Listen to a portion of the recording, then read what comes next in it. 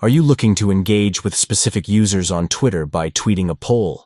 In this tutorial, we'll guide you through the process step by step on how to tweet a poll to a specific user on Twitter using your PC.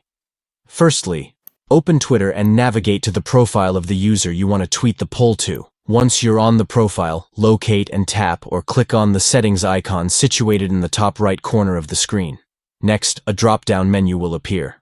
From this menu, select the option Tweet to @username. This will allow you to compose a tweet directed at the specific user. Now, to create a poll, tap on the poll icon located among the tweet composition options. This will enable you to add a poll to your tweet. Type your poll question into the main compose box. Make sure it's clear and engaging to encourage responses. In the Choice 1 and Choice 2 boxes, insert your poll options. Remember, you have a limit of 25 characters for each option, so keep them concise and relevant. Once you have crafted your poll question and options, click the Post button to tweet the poll directly to the selected user. And there you have it.